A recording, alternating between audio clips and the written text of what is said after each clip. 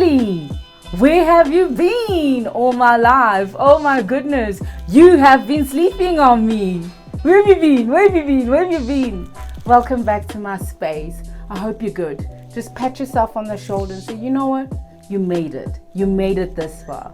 Pat yourself on that shoulder. You're still standing. We're still standing. Welcome to the Scholar of Life. It's Happy Patricia in the building. And I'm so excited, very excited about a friend, a sister. Sisterhood is so important. And I'm about to interview a very beautiful friend, Fada. So welcome. We're about to eat. Janet, peace. It's about time. Fada. Hi. Welcome to this platform. Thank you for having me. Welcome to our platform. Do you know what fascinated me about, we've been friends for quite a while, for many years actually. Mm-hmm. And we can go for a while without seeing one another. Yeah. And whenever we have that experience of seeing each other again, it's so fruitful. It's so spiritual. Yeah. You can tell that it's not just, it's from God. Mm. You know what I'm saying? And I love how you accept me the way I am from the beginning. And I just want to say thank you. Because this person can be a lot. So thank you for loving me. Yeah. So one thing that you did say that I loved, yesterday when we were having dinner at this amazing place, thank you again. Pleasure. Thank you, my dear friend, took me out for dinner to this extravagant place. I must say, when God does things in your life with beautiful people, and I will let real recognize real, right? Or maybe I'm saying it wrong, but hey, you see, English is a situation. I'm trying to say, let credit be given. You understand what I'm saying? Do you want to help me? Like, let credit be given where it's due. Where it's due. Yes. Yeah. And thank you for your love, girl. Oh, thank you so but much. But it's the same. I can say the same about you. I mean, from the day we met, you just so easily opened up, and it was kind of effortless. You just let people in, but there was an aura about you where you were yourself. You gave people platform to get to know you as you are. And I think that was a beautiful thing. I think that's the one good thing that people really, you draw people to you. So I appreciate that as well about you. Thank you. And seeing your journey and knowing where you've been and where you headed. It's, as you said, it's always a great thing. Every time we met, it's like space and time doesn't really count. It's like as if we just saw each other yesterday and we're just building from there. So Thank you so much. You know what? Another thing that you said yesterday, I said to you, so sis, I've got this platform and I'd really like to interview you because, you know, again, it's like the Holy Spirit will download, okay, I think you need this person in your platform. And I just felt that I needed you on this space. And I said to you, but it's a garage and I'm in a small little space and everything. And you said something that blew my mind. What did you say? I said, good things, big things a lot of good things and great things started from a garage. And it is true. I mean, Apple started from a garage. A lot of bands, big bands started from a garage. Microsoft, Amazon, Alibaba. The garage is just that one space where it's in your comfort zone, but it allows you also to be like outside your reality. So for me, when someone says, I'm starting something at the garage, I'm like, that's good. That's where you should be. That's a great stepping stone. And you just forge from there. So I was happy that it was happening. So no matter where it was, I was happy that it was happening. I was happy for you. Thank you so much. So what I want to say to the viewers and to whoever's listening is like, don't compare. Yeah. Don't look next door and say, but my goodness, you know, look at their space. I mean, they can just, what about me? And what are they going to say about your small beginnings? Yeah. Your small beginnings is your big beginnings. Exactly. Don't ever judge that. Yeah. Right? Yeah. And as long as you make it your own, you know, this is your space. This is the space where you get to do these things and you allow giving people this platform and people are comfortable around it. So that's all that matters. Yeah. You touched me, sis. You are very career driven. Okay, you are so career driven. You are a successful woman. And I've always admired that about you. I mean, whenever we call, you're always working. That's what you're doing. You are always constantly working. Yeah. And I remember when we just in the early times of our friendship, you'd always speak about your mother. You would always speak great things about your mother. And now you live in Cape Town in a beautiful place. Yeah. Okay. And you say to me, you know, you'd like your mother to come and live with you. Yes. And honestly, because you know this platform is about, we are Scholar of Life, we learn. This is not a platform that has it all together. Read the name, Scholar of Life, right? And then when you say to me, you said to me, I want my mother to come and stay by me. In my head, I was like, girl, excuse me. First of all, you're living it up in Cape Town. How on earth are you going to want your mom to come and live by you? And you know what? That made me feel this small, this little. I'll tell you why. Because you naturally love your mother, that you are not selfish. And I'll speak for myself, where we're thinking, no ways, I'm not going to let my mother come and occupy into my space. I mean, I'm living it up here. Yeah. And that I admired. That's why I said I had to have you on my platform. Yeah. And when you said that, it made me feel bad. I was like, happy. No. I had to. You taught me something there. I was like, you know what? We think by sending groceries to our mothers, by just that occasional phone call, just to tick the box that I phone my mother or your father or whoever, family, it's not enough. Yeah. I want to take it back to mothers, because mothers, they carried us in our womb. Yeah. Why do you have those principles and morals installed in you that I admire so much? Yeah, as I told you, I think with me it started very young. My mom has always been a very strong presence in my life. She's always been that one constant thing in my life. And from a young age, I told you a bit of her story, of her life. And she's always made sure that she's given me the right principle and the right value, and given me the best opportunity that she could afford to give me at the time. It wasn't very easy for her, but I appreciate all the sacrifice that she did for me. So me and my mom always had that bond from a very young age. I'm like mommy's girl. I'm like clinging to her. If I was a monkey, she would be carrying me all over the place. So that bond has always been there. And for me, yes, it was, as you said, it's not easy for a modern woman who's always working, sharing a space with your mom. So our lives are different. At her age, she was married with kids. At my age, I'm still like thinking career, study, pursuing other goals. That's not really traditional kind of things that girls would do, but then life has changed. So to live with someone with different mindset in that way, it's not easy. But then again, she's my mom. I think that's what makes it very easy for me. No matter our differences, I can always just go back to that source and say, that's my mom. She's like my best friend. And for me, one of the things I wanted to do for her, the older I got, I started realizing that these people are not always going to be around. And I think that reality kind of happened with the passing of my grandmother. You know, we always took that for granted, that she's always there. And then one day, boom, she wasn't there anymore. And I think it was shocking and a bit traumatizing. Then I'm like, wow, so these people can go just like that, you know? And I thought, you know what, they are here. Let's make amends, and not just with my mom, but with my dad as well. I had a very difficult relationship with my dad.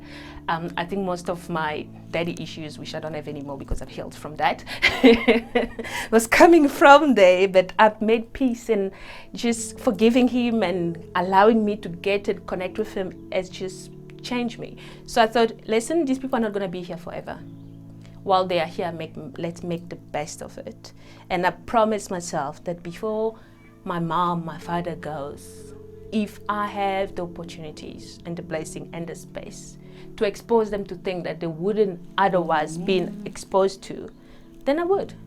So even when I asked, I told her, listen, you're coming to me, and she was, are you sure? You're a young lady, you know, you should be living your life.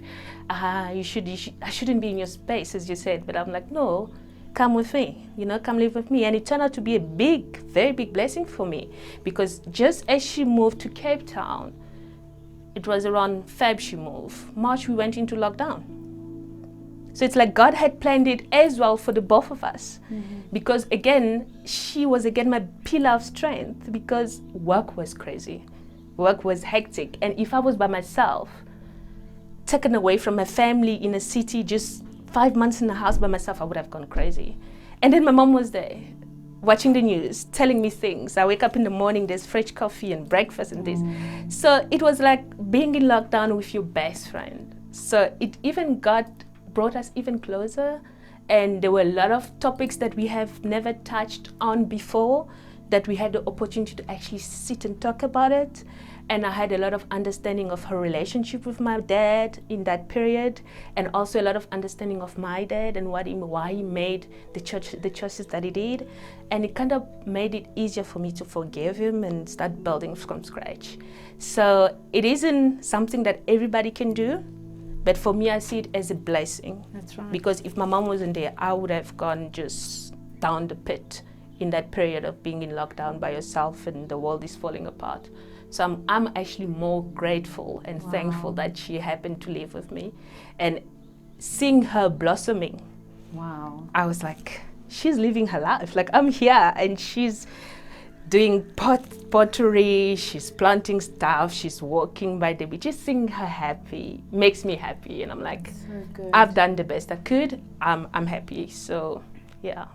I like that. So clearly from what you've said, forgiveness also plays a big role, because I'm thinking, well, there you go. You just said your foundation was structured by your mother. Yeah. Because, I mean, I think there's two different sides of the story here, where you get an older woman that didn't have that kind of relationship with her mom. You know, they didn't have that closeness. And therefore, you know, people hold grudges. You know, it's like, well, you know, why didn't you protect me when I was a lot younger? And I mean, you just explained that your mom was she was pushing for you in terms of studying and pursuing. Yeah. She was your Anchor. She was your anchor. Yeah. So you have that foundation of a good mother. Yeah. But I'm just thinking also, what happens to people that were disappointed with their parents when they were a lot younger? But you touched base on that. You said that also on your father's side was a negative, but then you have now decided it's a choice. We need to remember these are the people that birthed us, right? Yeah. You don't have to have that relationship with them, I believe. I think prayer, forgiveness helps Plays a lot. a big role. Yeah. Yes. Pick up that call. Phone your mother, I believe. Yeah. And I understand, because I would sit here, I'm like, you know what? Okay, I get it. You are like that with your mom because she's been there for you. Yeah. What about some of the people that didn't? Didn't you know? have that, yeah. What would you say? How would they tackle that? Yes, like I said, although I had my mom, I didn't have that with my dad. So my dad was like me. I get a lot of his my work ethics from him. My dad was always busy. He was seldom at home. Their marriage was very toxic. Like, it wasn't a happy home. For us to be happy, we had to be away from my dad, because whenever he was around, there was fights and all these things, and he was marrying here and there and children all over the place. And there was a long time where he just plainly abandoned us. And it wasn't because he didn't have the money. He was flipping rich at the time, and other kids were like growing in this beautiful wealth life, and us, we didn't have that, just because him and my mom weren't seeing eye to eye at the time. So it affected us. So imagine growing up, seeing your siblings, step sibling, living lavishly, and you don't even know where you're gonna sleep today or tomorrow. So I grew up with that resentment of my dad.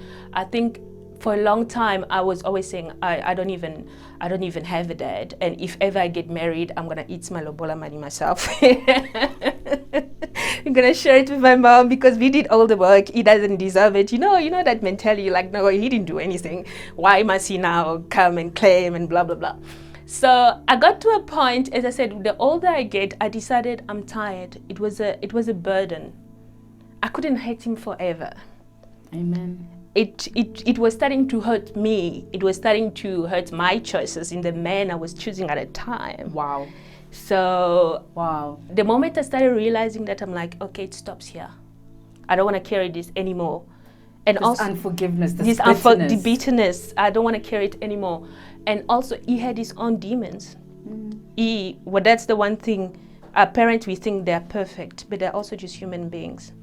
And they started having us when they were quite young. And they were living in a world that is not perfect. And they made a lot of mistakes. And those mistakes, unfortunately, we witnessed it. At the time, we didn't have discernment to actually say, okay, this is what's going on. But the older you get, you start understanding, like, listen, this guy was also dealing with a lot. And with African families, it's not just the career modern world, it's the spiritual side of it as well. And he was coming from that traditional family where he was the only son that actually studied and got out of the village and went into the city, and it was making it big. And our home, there were always people coming from villages every single day trying to see him. It was a lot. And his father was like traditional healers. So it wasn't just him. There was a lot of spirituality around it as well that drove his action to be the kind of man he was at the time. He was very young. He got all this money all at once, and he had all this issue he didn't want to he didn't know how to deal with. So understanding all that and understanding the dynamic of the marriage, I realized neither one of them was perfect. My dad wasn't the devil in that relationship. My mom also made a lot of mistakes that she could have easily corrected, but she also had her own issues. And then I'm like, okay, both of you were imperfect. I forgive you. You are still my dad. I want to get to know you, because it's not easy everywhere. When people meet you, they're like, oh my God, you are so much like your dad. And I'm like, I don't even know the guy. So what do you mean I'm so much like my dad? So I'm like, okay, fine, let me get to know him. And my dad is one of the most beautiful brain I know. And the moment I start hearing stories from other people, he was actually quite a generous person. It's unfortunately marriage-wise with my mom didn't work out, but that's the two of them. Maybe if they made better choice, then we would have not ended up like we are today. However, now that I know, I made a choice to forgive him and start building a relationship with him. And last week he turned 70, and I was so grateful. I'm like, oh, my dad is still alive. He can still call me and joke. And, you know, some of my friends don't have that. Their parents have already passed away. So I'm like, wow, it's a blessing. And it's not perfect. We still have topics that we haven't discussed, but we're taking it one step at a time. The fact that I can call him and I can wish him a happy birthday, and my nieces and nephew can call him and sing for him, and you can see the joy and the happiness in his voice. I'm like, okay, this is what I don't want to lose on. And that's where the healing starts. Okay. And yeah. Oh my goodness. Wow. Yeah. Thank you so much. Thank you so much for sharing. Yeah. I've learned so much. Hopefully we, including the viewers, we have learned so much. In closing, Fada, I love your name. In French, if you want to say that, let us love one another like God loved us. Yeah. How do you say that in French? Aimons-nous les uns les autres comme Dieu nous a aimés. Beautiful, beautiful. Sis, thank you so much Thanks for sharing. having me. Thank you. Cheers. Fida, merci beaucoup, my sister. Merci beaucoup. Thank you so much. Thank you. I think what I've learned from what my sister, my gorgeous sister, said, I think, you know, there's a lot of parents is very important. And there's a lot of instability or stability where, you know, people do come from broken homes, or people do come from homes where they had good parents, you know. I think this is just, listen to Fida speak. It's just I'm going to call my mother. And, you know, I'm just going to just make it work. Just make it work. I think even if you have, you know, that proud mother that really, you know, you've got issues with your mother, deep inside, by you making that little effort, that phone call, or just to say something good about them, it will do something to their spirit, man. And that's what I'm learning. I'm learning to just, I can't wait. So right about now, I'm going to phone my mother. I'm going to go to her house. Usually, I always want her to cook for me. I mean, with my husband, he's from a good home. And he's 40 and he's always hugging his father. And I'm like, you know, what is this? I mean, we don't hug where I'm from, you know. And they have that bond and that relationship. And it's very important. Life is too short. We have to love on them old folks. We have to forgive. We have to forgive. Even if maybe it doesn't work out, maybe they're still bitter. Do your part. Do your part. Forgive. And that's what I think I've learned with my Fada, her love for her parents. So yeah, I'm gonna go to my mom. I don't like cooking when I'm at my mom's house because she cooks that nice poppin' cabbage. But I'm gonna surprise her. I'm gonna cook for her. I'm gonna love her. My mom doesn't do hugs. I'm gonna hug her. I'm just gonna hug her. You know, I'm gonna be that girl. I'm gonna shame the enemy. You ain't got nothing on me. Anyway, this is the Scholar of Life. Hope you enjoyed. Peace and light. Nice. Tell your people to subscribe, y'all. Subscribe. Don't be a hater.